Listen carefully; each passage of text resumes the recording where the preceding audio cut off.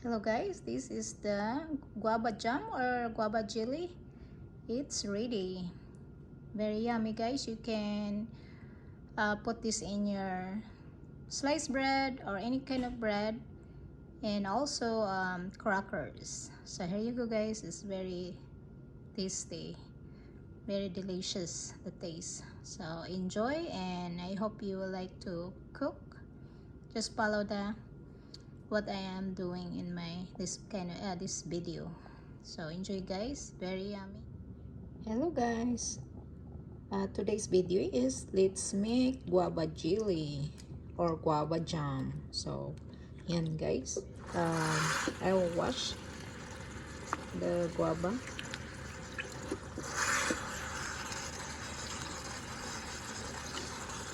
This is overripe. You need to be sure it's ripe, your guava. And I put this in the ripeness. That's why it's getting darker a little bit. But it's not a problem like that.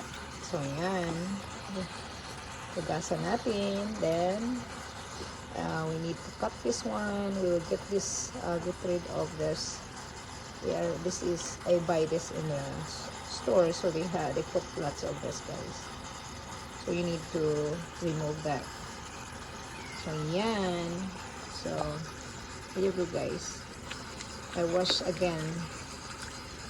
You need to wash very good because you do not want to remove the skin on this because the vitamins is in the skin. So, be sure to wash very good. So, yan. I-remove lang natin yung mga may mga yung mga pangalan nila. Yeah, like that. So that's the only one we remove, and then cut it. There you go guys. Yan guys, let's continue. We will cut our clean guava for our guava chili or guava jam. So ganun lang siya guys, because I put this in the wrap. That's why it's getting cold, getting the color. So like that, and then you need to cut into that, just like that. If that's big guava, you need to cut like into one. So just cut like that guys.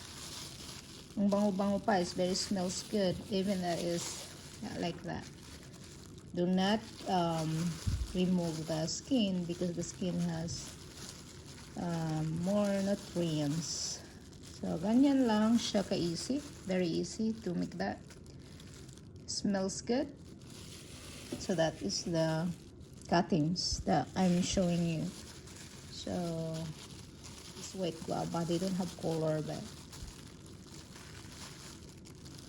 so there you go. Here you go guys. Our guava that I'm cutting is, let's go. This is the cutting that I am doing earlier. So, yan guys, ready na to na ilagyan natin ng water. So, this is the cuttings. So, just pour water until the level of the guava. So, you need to put the water there. Ayan guys, ilalagay natin ang ating water. Yan.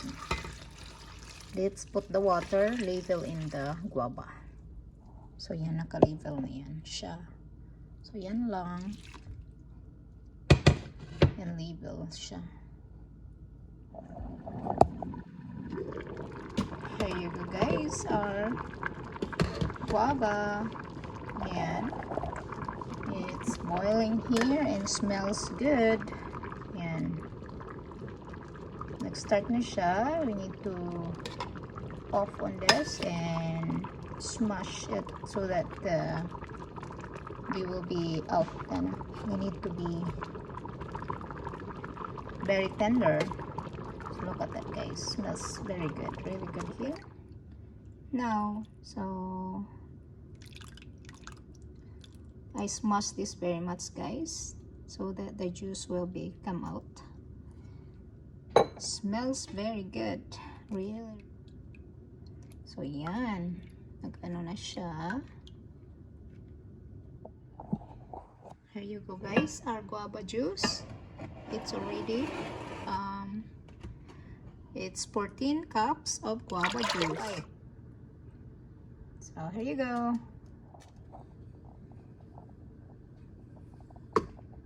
Ayan, you need to have 14 cups of guava juice, guys, and 14 cups of sugar.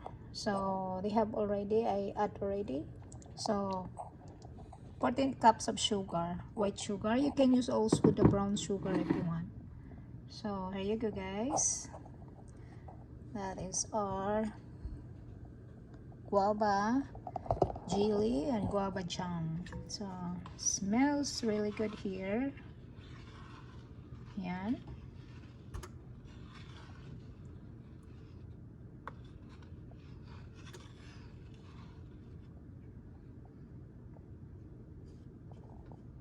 Smells good. Here you go, guys. We need to put like tablespoon of fresh lemon. Tablespoon of fresh lemon juice that you need to put.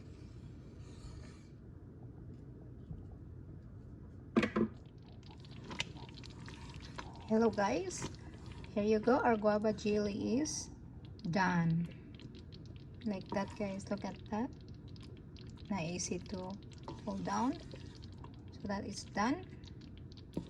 So let's put this in the jar.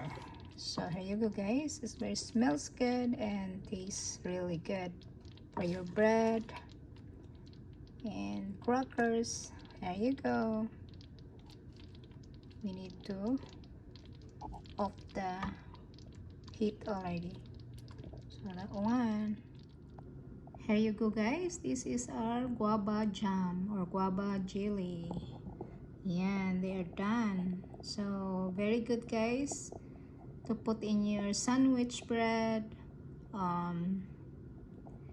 crackers, any kind of crackers, any kind of bread is very delicious, guys. So I hope you enjoy, and here you go, guys.